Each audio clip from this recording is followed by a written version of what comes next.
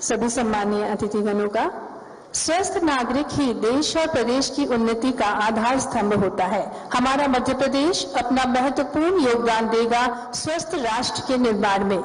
यह सोच है हमारे सबसे लोकप्रिय मुख्यमंत्री माननीय मुख्यमंत्री जी श्री शिवराज सिंह चौहान जी का।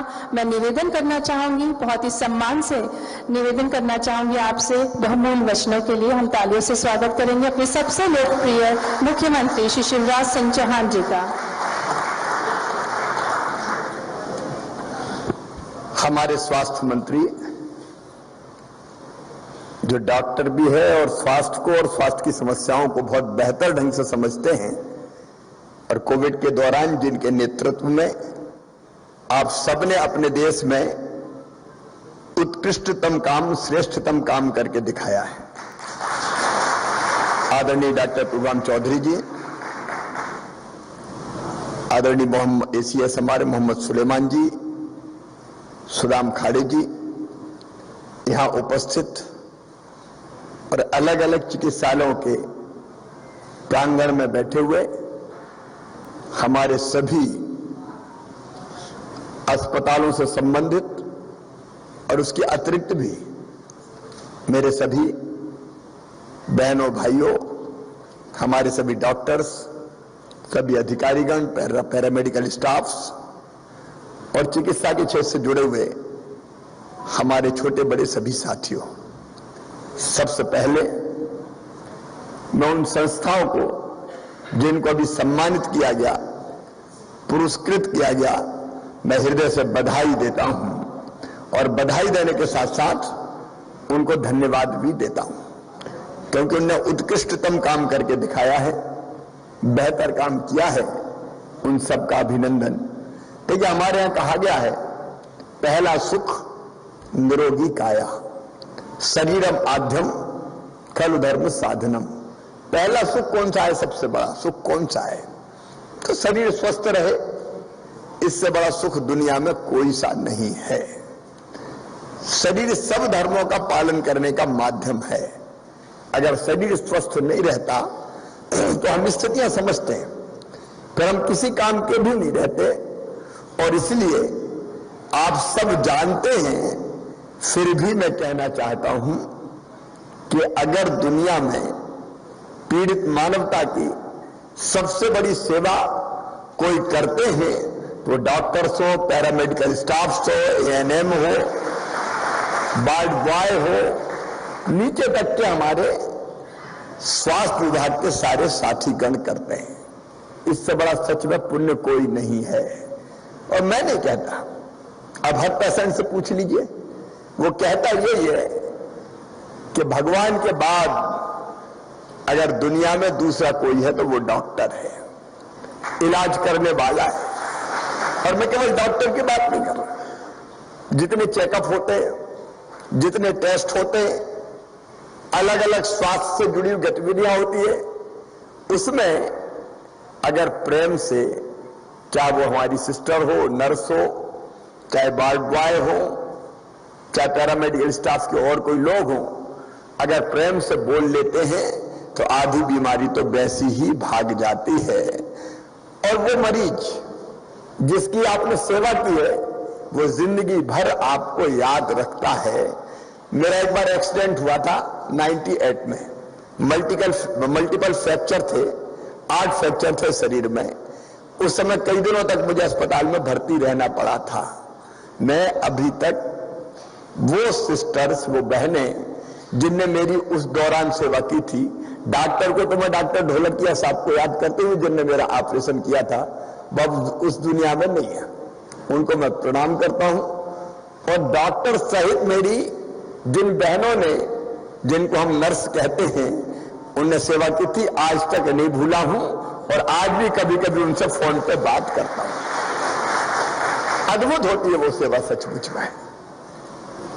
और इसलिए आप मध्य प्रदेश के सबसे महत्वपूर्ण लोगों में से हैं, ऐसा मेरा भी मानना है और प्रदेश की जनता का भी मानना है। आज मैं लंबी बात नहीं करूंगा। सुलेमान जी ने पीपीटी के माध्यम से हम अस्पतालों का कायाकल्प करने का जो अभियान हमने हाथ में लिया है उसके बारे में विस्तार से कहा है। इसलिए मैं फिर कहूं कि सीटी स्कैन मशीन से लेके और एक्सरे से, डिजिटल एक्सरे से लेके वो सारी चीजें दोहराने की जरूरत नहीं है, लेकिन हम अस्पतालों के स्वरूप को बदलने का काम कर रहे हैं। अक्सर सरकारी अस्पताल मतलब टूटी फूटी खिड़कियां, डर के और तल के दरवाजे, कहीं कांच नहीं है, सफाई की व्यवस्था नहीं है। सरकारी अस्पताल अगर पहले हम देखते तो उनका यही स्वरूप नजर आता है। गंदगी का अंबार है, बाथरूम अगर जाना हो तो नाक पर रुमाल रख के जाना पड़ता है। एक बड़ा अलग तरह का चित्र प्रकट होता था। अस्पताल के बिस्तर, अस्पताल के पलंग। अब मैं पहले कुछ अस्पतालों में, अभी कोविड के बाद तो मैं नहीं कर पाया, लेकिन अक्सर दौरा करने जाता था तो कई बार पेशेंट कहते थे साहब आपके आने की खबर मिली इसलिए चादर बदल दी, और नहीं तो 8 दिन से वही चादर जो बदबू मार रही थी वही चादर डली हुई थी। अब कई बार हमारे सामने संसाधनों का भी संकट होता है। पलंग टूटे फूटे हैं, गद्दों में से रुई बाहर निकल रही है, चादर है ही नहीं तो धोने का इंतजाम ही नहीं है, कहां से बदले। लेकिन अभी पीपीटी में आपने देखा अब एक बिस्तर के लिए 7 चादर 7 दिन की अलग अलग, कोई कमी नहीं है। पलंग लाए जा रहे हैं, चादर, तकिए, तकिए का खोल, कंबल, ये छोटी छोटी आवश्यकताएं थी जिसमें धन ज्यादा नहीं लगता, लेकिन वो सारी की सारी व्यवस्थाएं मैं दोहराना नहीं चाहता, वो सब की सब की गई है। और इसलिए हमको करना क्या है?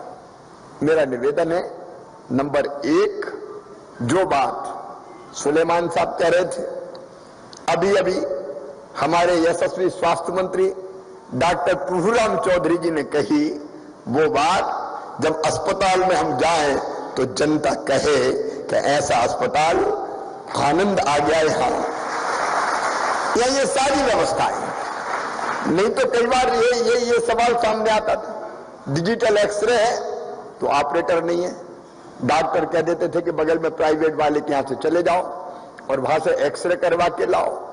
अब हमारे पास अगर सब चीजें हैं जिसकी अभी व्यवस्था की गई है, अब कमी किसी चीज की नहीं है, थोड़ी बहुत और व्यवस्था होनी, मैं एक बात के लिए बधाई देना चाहता हूं। अभी तक जो सामान खरीदने की प्रक्रिया थी वो रेट कॉन्ट्रैक्ट के आधार पर थी। इस बार रेट कॉन्ट्रैक्ट के स्थान पर आपने फिर से टेंडर किए, और मुझे बताते हुए खुशी है कि 214 करोड़ रुपए की सामग्री लगभग 166 करोड़ रुपया में ही आ गई। आपने 47 करोड़ 78 लाख रुपया बचा है। ये एक फैसले से, और ये आपकी इच्छा शक्ति का प्रतीक है। मैं स्वास्थ्य मंत्री जी को, पूरी टीम को बधाई देता हूं कि एक भी पैसा व्यर्थ ना जा पाए। अब हमारे पास सामग्री है, और मैं आपको आश्वस्त करता हूं कि व्यवस्थात्मक, चाहे वो उपकरण हो, मशीनें हो और कोई व्यवस्था हो, धन की कमी हम नहीं आने देंगे, पैसा पर्याप्त दिया जाएगा। अब दूसरी चीज ये बनती है, आज तो कई अस्पतालों को विदिशा से लेके बाकी सबको हमने पुरस्कृत किया, और मुझे तो आनंद आ रहा था सुन के। मंडला जिले की चिरई डोंगरी, अलग अलग जगह के, मैं सारे नाम मैं अभी नहीं ले पा रहा हूं, लेकिन जिनको सम्मानित किया है, हमारे छोटे छोटे स्थान, छोटे छोटे स्थानों पर जो अस्पताल थे, आज उनको पुरस्कृत किया है। इसका अर्थ सीधा सीधा ये है कि जहां चाह होती है वहां राह को निकलना ही पड़ता है।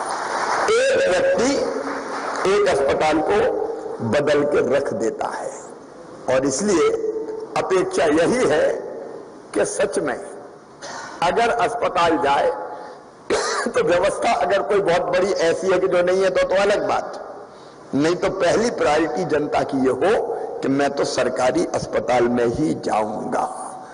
अगर व्यवस्था अच्छी होगी तो शासकीय अस्पतालों में, और आ रहे हैं लोग। देखो, हम सबसे महत्वपूर्ण काम करते हैं, हम गरीबों की, निम्न मध्यम वर्गीय भाई बहनों की, जो मध्यम वर्गीय भाई बहन है उनकी बेहतर सेवा करने का काम करते हैं। और इसलिए आपने जो बात कही डॉक्टर साहब, हेल्प डेस्क की, देखिए अस्पताल में जाए तो वहां लगना चाहिए कि हमें सम्मान के साथ हमें गाइड किया जा रहा है। आप आइए, आपका स्वागत है। फिर आप बता सकते हैं आउटडोर यहां है, फलानी जांच यहां होती है। देखिए, तबीयत प्रसन्न हो जाएगी। अभी कई बार क्या हो जाता है कि गए अस्पताल तो ऐसा लगता है कि इसकी अटकी आया है, तो ढंग से बात ही नहीं होती, आधा दिन वही टूट जाता है। लेकिन आपकी हेल्प डेस्क बनी हुई है, सब अस्पतालों में जरूरी है हेल्प डेस्क। आपकी मदद यहां होगी, आप आ जाइए और वहां से प्रेम पूर्वक गाइड हो जाए। ब्लड अगर देना तो यहां टेस्ट होगा, बाकी पैथोलॉजी टेस्ट यहां होंगे। देखिए, आपने प्रेम से बोल दिया और गाइड कर दिया तो हृदय से आपको दुआएं देगा और फिर वो सरकार को भी दुआएं देगा कि नहीं, बहुत अच्छी व्यवस्था की है। ऐसी वाणी बोलिए मन का आपा खोए, आपहु को शीतल करे और हूं शीतल होए। अच्छी बात करने में, मीठी बात करने में, प्रेम से बताने में अलग से कोई पैसा नहीं लगता। और इसलिए हेल्प डेस्क हमारी, उसके साथ साथ डॉक्टरों की उपलब्धता और निश्चित समय सीमा जो तय है उसमें उपलब्धता, उसकी ढंग से व्यवस्था। मुझे लगता है कि ये अगर हमने कर लिया तो हमारी शाखा आज बहुत बड़ी है। वैक्सीनेशन में जो काम आपने किया है, कोविड के पेशेंट्स की जैसी सेवा आपने की है, वो अद्भुत है। और मैं कोविड काल का अनुभव अपना बता रहा हूं, लोगों ने प्राइवेट अस्पताल में जाना कम कर दिया था, प्राइवेट से सरकारी अस्पतालों की तरफ आ गए। अद्भुत काम हुआ कोविड के दौरान, अद्भुत काम। उसके लिए मैं बधाई देता हूं। ये परमानेंट हमारी पहचान बन जाए। केवल 3-4 चीजें मैं आपको कहना चाहता हूं। एक, हमारा वैक्सीनेशन का अभियान। देखिए, ये जो प्रिकॉशन डोज लग रहा है ये बहुत जरूरी है। लगातार अभी भी कोविड के प्रकरण आ रहे हैं। ये अलग बात है कि वायरस अब लंग्स में वैसे प्रवेश नहीं कर रहा, लेकिन जनता को पूरी तरह से सुरक्षित करने के लिए वैक्सीनेशन अभियान को हम हल्के से ना लें। और जो सितंबर की तारीख है, 25 सितंबर हमने तय किया है, 25 सितंबर तक जितनी पात्र आबादी है हमारी, उन सबको हम प्रिकॉशन डोज लगा के एक नया सुरक्षा कवच दे देंगे, नया सुरक्षा कवच दे देंगे। तो एक वैक्सीनेशन। दूसरा मेरा आग्रह है, आयुष्मान भारत के अंतर्गत हम जितने पात्र बचे हैं उन सबको, इंडिविजुअल्स को आयुष्मान कार्ड बना के दे दें। तीसरी चीज, टेलीमेडिसिन का हम कैसे बेहतर उपयोग कर सकते हैं उसका इंतजाम करें। हम ये कोशिश करें कि हमारे फिजियोथेरेपी, एक बार ये प्रयास कीजिए डॉक्टर साहब, मैं पूरी टीम से करूं, फिजियोथेरेपी और योग को कैसे जोड़ा जा सकता है। दोनों का काम बहुत एक जैसा है, योगासन और फिजियोथेरेपी। दोनों को अगर हमने जोड़ा तो मैं समझता हूं कि फिजियोथेरेपी का लाभ निश्चित तौर पर दुगना हो जाएगा। ये मेरा अपना विश्वास है। कुछ नए प्रयोग मध्य प्रदेश करने का प्रयास करें। अब मशीनें बाकी सब है, लेकिन एक महत्वपूर्ण बात और है, मैं आप सबसे आग्रह करना चाहता हूं, वो है जन भागीदारी। देखिए, उचित प्लेटफॉर्म हो तो देने वालों की कोई कमी नहीं है। मैं आपको बताना चाहता हूं, एक दिन भोपाल की सड़कों पे मैं आंगनवाड़ी के बच्चों को खिलौना इकट्ठे करने निकला था। हाथ ठेला लेके लोगों ने खिलौनों से ट्रक भर दिए और साथ में चेक अलग दे दिए। भोपाल में 10 ट्रक, 1 घंटे में इंदौर में 40 ट्रक खिलौने आ गए और 8.5 करोड़ रुपया, कोई ने 5,000 कोई ने 10,000 चेक के रूप में दे दिए कि ले जाओ आंगनबाड़ियों में। हम अगर बेहतर अपना अस्पताल बना के हम जन सहयोग मांगेंगे तो कई छोटी मोटी व्यवस्थाओं के लिए पैसा या सहयोग वस्तु देने वालों की कमी नहीं है। जन भागीदारी सचमुच में बहुत ताकतवर है। मन में यह भाव हो जाए, पिताजी की पुण्य स्मृति में, माताजी की पुण्य स्मृति में, शादी के उपलक्ष्य में फलानी चीज अस्पताल में लगवा दूं, कोई एसी लगवा दे, कोई कूलर लगवा दे, कोई बाकी चीजों की व्यवस्था कर दे। तो ये जो बात आपने कही है, धीरे धीरे जनता के सहयोग, अच्छा जनता की केवल भागीदारी नहीं आएगी, जनता अस्पताल से सीधे जुड़ जाएगी, तो वो जन भागीदारी भी आप लाने की कोशिश करें। जो उपकरण हमारे आ रहे हैं वो समय सीमा में लग जाए, उनका ठीक से उपयोग हो जाए, मरम्मत, टूट फूट, सफाई की व्यवस्था